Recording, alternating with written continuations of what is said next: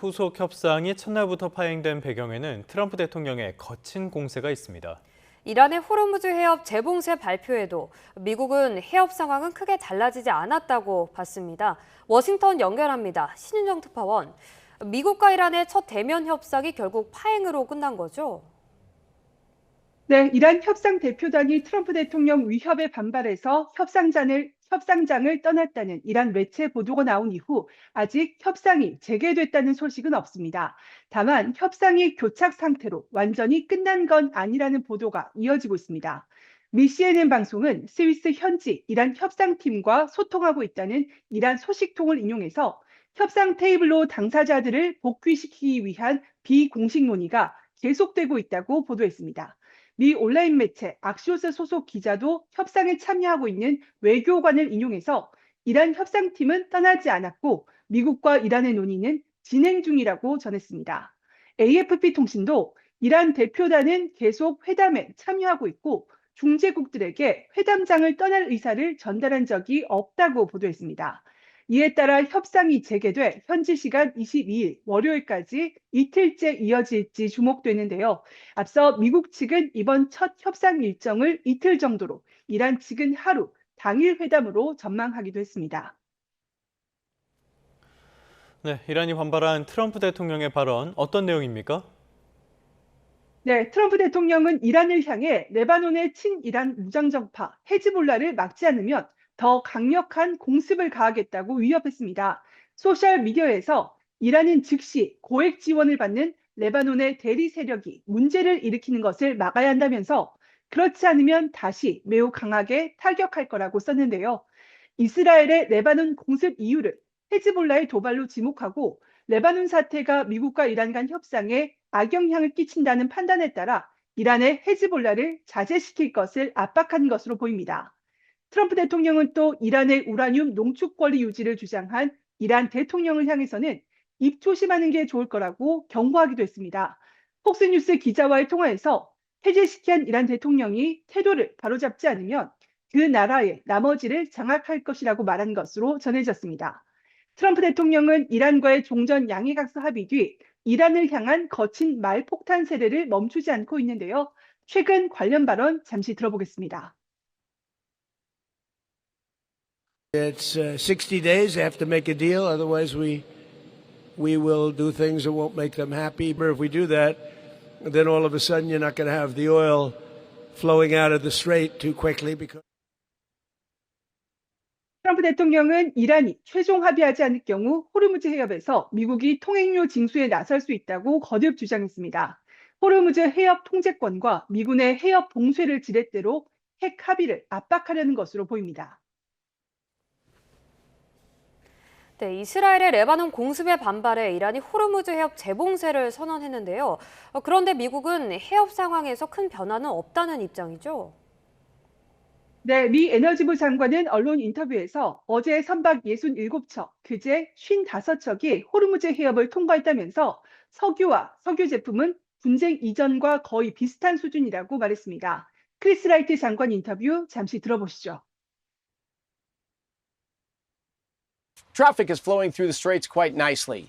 Now, that's because of a U.S. military presence. Iranians still have not demined the central shipping channel, but the U.S. opened a separate channel down south. 라이트 장관은 다만 호르무즈 해협을 통과하는 선박들이 여전히 통항 안전 여부를 우려하고 있고 아직 이란의 위협 문제가 완전히 해소되지 않았다는 점은 인정했습니다.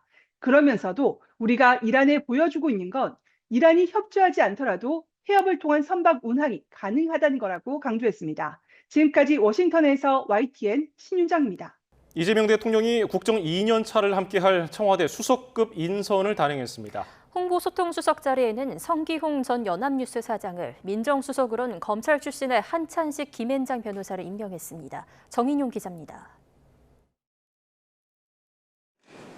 이재명 대통령이 취임 1주년 기자회견을 연 지 2주가 채 되지 않은 시점에 청와대 참모진 인적 쇄신에 나섰습니다. 우선 이규현 전 홍보소통수석 후임에 30년 경력의 언론인 출신인 성기용 전 연합뉴스 사장을 발탁했습니다. 앞으로 대체불가 대한민국을 향한 국민의 목소리를 세심하게 살피고 성과를 국민들께서 쉽게 체감하실 수 있도록 대국민 소통을 충실히 뒷받침할 것으로. 이 대통령은 중대범죄수사청과 공소청 신설에 따른 검사 보안수사권 부여 여부 등 검찰개혁을 완수할 적임자로는 봉욱 전 민정수석의 뒤를 이어 한찬식 김앤장 변호사를 임명했습니다. 법무부 인권국장과 일선 검찰청 지휘부를 거치면서 법 집행의 엄정성과 인권감수성을 균형 있게 축적해왔다는 점을 평가받았습니다. 문진영 전 사회수석 자리는 약사 출신의 보건의료 전문가이자 노동운동가로 활동해온 김경자 우석대 개건교수가 맡게 됐습니다. 국방안보를 담당하는 국가안보실 1차장으론 강건장 미래국방전략위원회 위원이 중용됐습니다. 육군 장성 출신이며 군의 정치적 중립, 자주국방 역량, 그리고 군 구조개혁에 대해 일관된 문제의식과 현실적 대안을 꾸준히 제시해온 안보 전문가로서 이 대통령은 안보실 3차장에는 지난 1년간 미국 관세정책 변화와 중동발 공급망 리스크 대응의 역할을 수행해온 송기호 경제안보비서관을 승진 기용했습니다. 청와대는 국정 2년차 비전인 대체불가 대한민국을 속도감 있게 구현하기 위해 5명에 대한 인사를 단행했다고 설명했습니다. 공석인 AI 미래기획 수석까지 임명되면 수석급 절반이 넘는 규모의 인적 개편인데 지지율 반등을 위한 분위기 쇄신 차원의 조치란 해석도 나옵니다. YTN 정인용입니다. 6.3 지방선거 투표용지 부족 사태를 수사하는 검경합동수사본부가 압수물 분석을 이어가며 기초수사에 주력하고 있습니다. 합수본은 수사의 속도를 높여 이번 주까지 투표소에서 일했던 실무자들에 대한 참고인 조사를 모두 마친다는 계획입니다. 조경원 기자입니다. 합수본 수사관들은 주말에도 압수물을 분석하며 출석 요구 대상자들을 선별했습니다. 그동안 불러 조사한 참고인들의 진술 내용도 분석한 것으로 파악됐습니다. 참고인 소환 조사를 하루 쉬어가는 대신 기초 수사에 집중한 겁니다. 합수본은 이번 주까지 선거 당일 투표소에서 일했던 지자체 공무원들에 대한 참고인 조사를 마친다는 방침입니다. 주중에는 투표소 실무자들을 상대로 한 참고인 조사에 다시 속도가 붙을 것으로 보입니다. 수사가 빠르게 진행된다면 각 지역 선관위 직원들에 대한 참고인 조사도 이번 주 시작될 수도 있습니다. 다만 현재까지 입건된 피의자 10여 명에 대한 소환에는 다소 시일이 걸릴 것으로 예상됩니다. 통상 피의자 조사는 압수물과 참고인 진술 분석 등 기초 조사가 어느 정도 마무리된 뒤 이뤄지기 때문입니다. 앞으로는 노태학 전 선관위원장 등 윗선을 직접 겨냥하며 수사 범위가 확대될 전망입니다. 앞서 선관위 진상규명위는 이번 사태를 보고체계의 마비와 시스템의 총체적 부실로 규정하고 선관위 간부들을 수사 의뢰에 권고했습니다.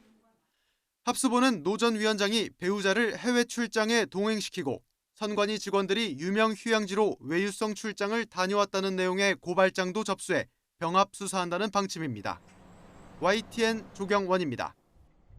6.3 지방선거 투표용지 부족 사태를 규탄하는 잠실 개표소 봉쇄 시위가 17일째 이어지고 있습니다.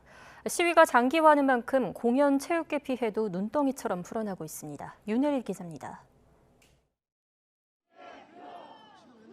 개표소 봉쇄 시위 17일째, 휴일에도 여전히 핸드볼 경기장 앞에는 집회 참가자들의 구호가 울려 퍼졌습니다.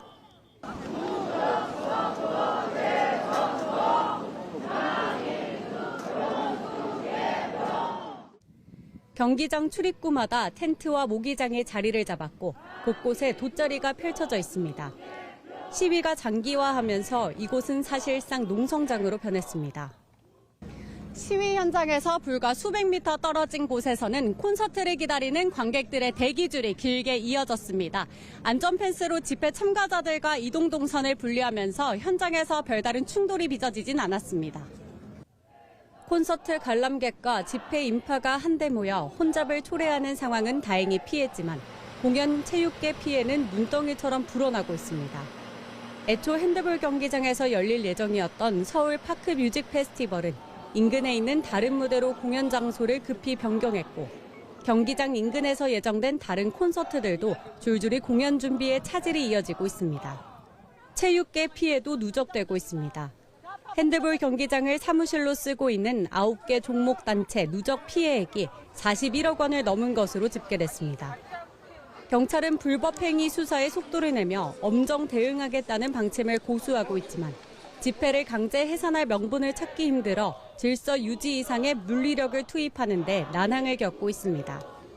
흉기 난동 소동에 이어 지하실 무단 침입과 가스통 적발까지 잇따른 사건 사고에 공권력 투입에 대한 요구도 커지는 가운데 봉쇄 사태 해결의 실마리는 좀처럼 보이지 않고 있습니다.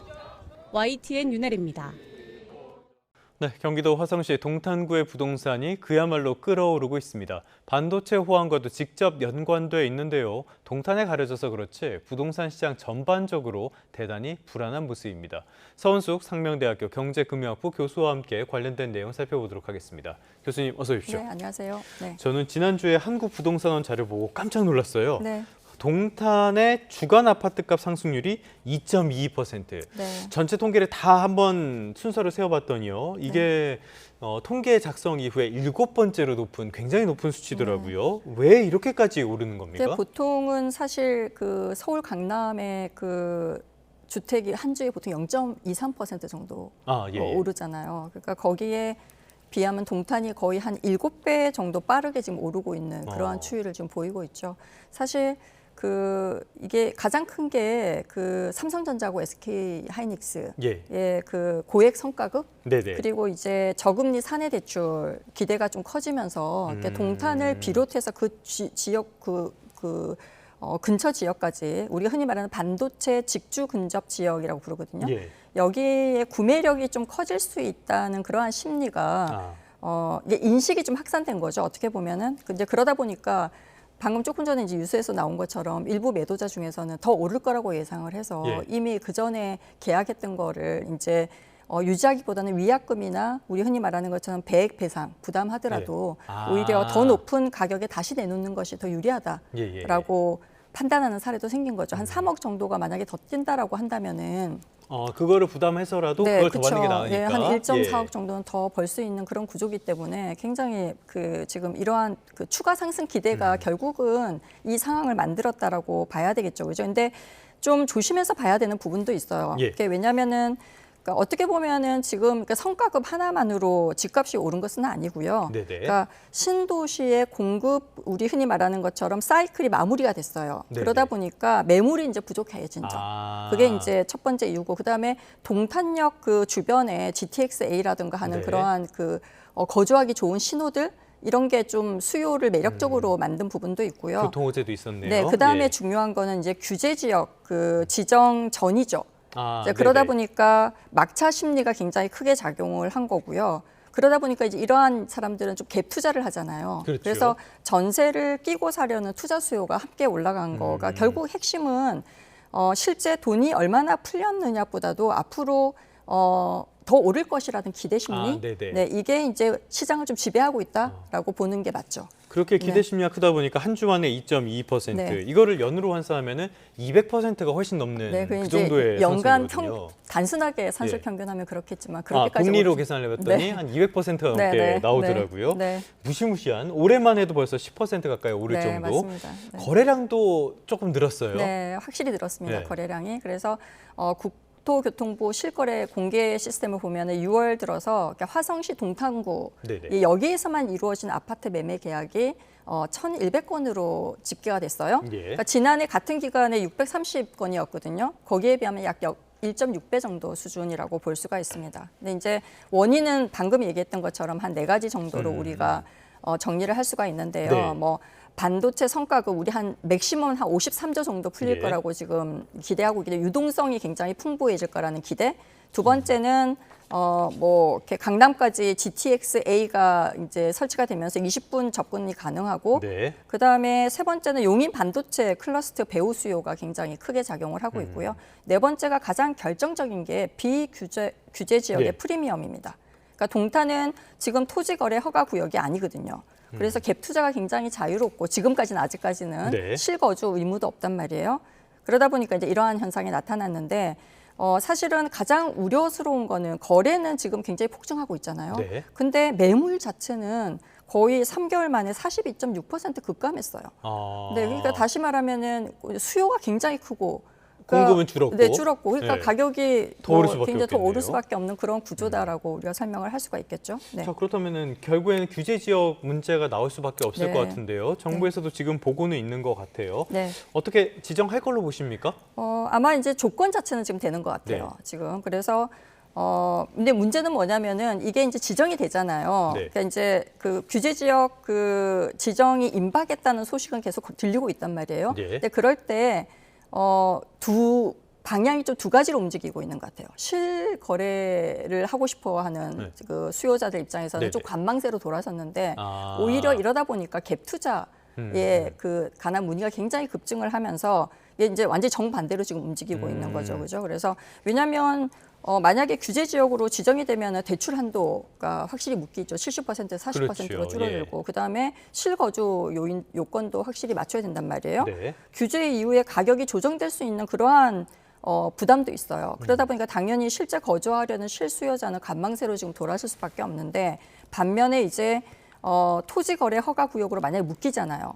네. 그리고 그렇게 되면 전세를 끼고 사는 방식이 굉장히 어려워질 수 있기 때문에 지금 현재로는 그 전에 사겠다라고 하는 갭 투자 수요는 굉장히 좀 커지고 있는 상황이다라고 봐야 될 것 같아요. 그래서 지금 시장은 좀 안정됐다. 이게 지정되면 안정되냐라고 이제 물어보는데 지정되면 안정됐다라고 보기보다는 멈추고 네. 일단은 투자 수요는 서두르는 그러한 불안정한 국면이다라고 해석을 해야 되겠죠. 오히려 시장 자체가 굉장히 불안정해졌다라고 보는 게 맞는 것 같습니다. 동탄 자체가 지금 84제곱미터가 20억 넘게 거래가 되고 있다고, 네. 예, 네. 강남 수준으로 올랐다고 이런 보도들도 접하고 네. 있는데요. 네. 동탄에 가려서 그렇지 지난주 자료를 보면은 분당도 0.49%, 광명도 0.46% 굉장히 가파르게 오르고 네. 있습니다. 네. 만약에 동탄에 지정을 하면은 또 이게 풍선 효과처럼 주변 지역으로 옮겨갈 가능성은 없을까요? 뭐 지금 방금 말씀하신 강남 지역이나 이런 거는 이미 지정이 되어 있잖아요. 네네. 그러니까 이제 그 주변에 지금 덜 오른 지역으로 충분히 이제 그 확산이 될 가능성은 굉장히 크겠죠. 네네. 근데 아까 말씀드린 것처럼 동탄 지역은 화성구 동탄구 네. 지역은 결국은 반도체 클러스터의 요인이 굉장히 크고 그다음에 GTX-A라고 하는 굉장히 예. 호재 요인이 존재하기 때문에 이러한 부분이 발생을 하거든요. 근데 그 지역으로 다른 지역으로 간다 하더라도 그러한 좀 수요가 매력적인 요인이 존재하지 않는다면은 지금 이 지역만큼 오를 것 같지는 않다라고 생각을 하고 있습니다. 알겠습니다. 정책을 할 때 조금 네. 더 관심을 많이 가져줬으면 좋겠다는 네. 생각이 들고요.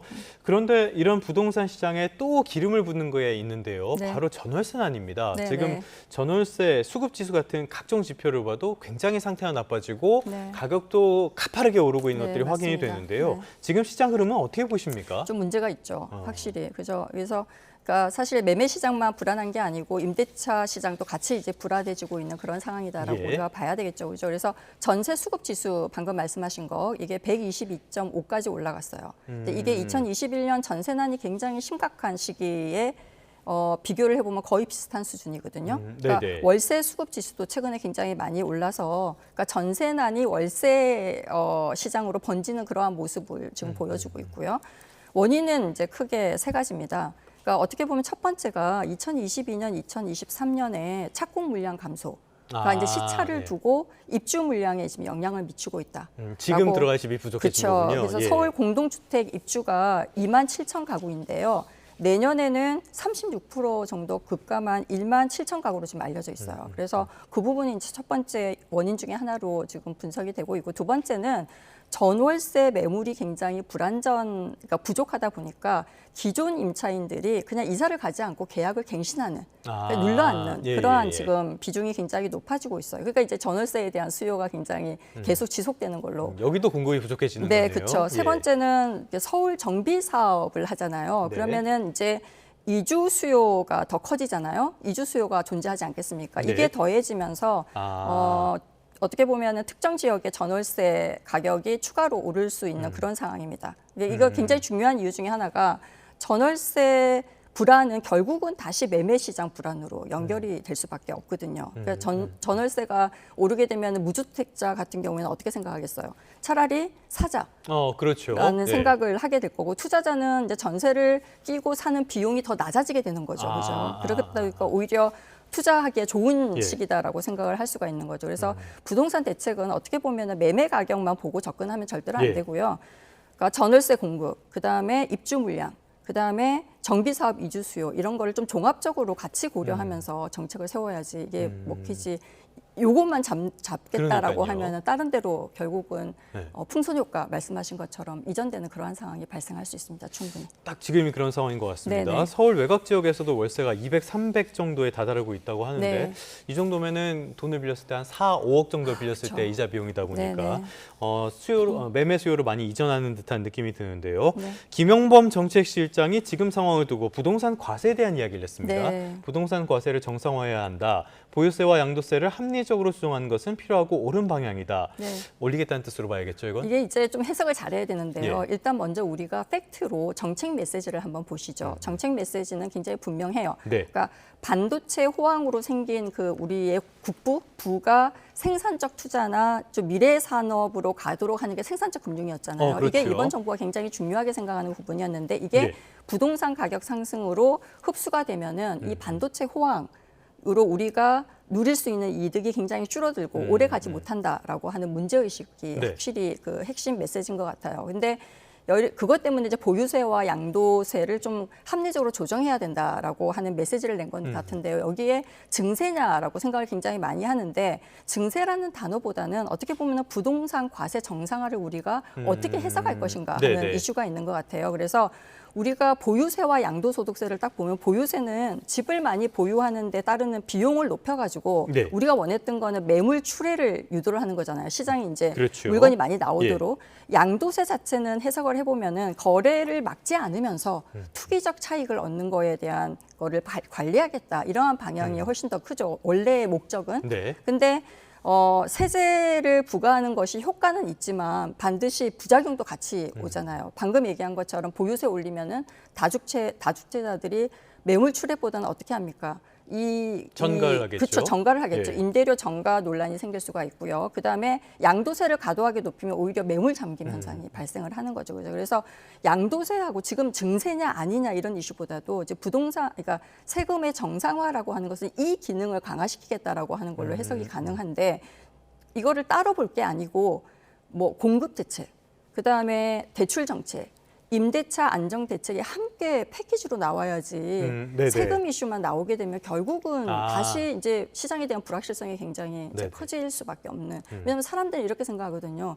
세금을 증세시킨다고 하는 건 부동산 가격을 잡겠다라는 걸로 보이기 때문에 심리에 어떤 심리가 있냐면은 부동산 가격이 앞으로 더 오를 건가 보다.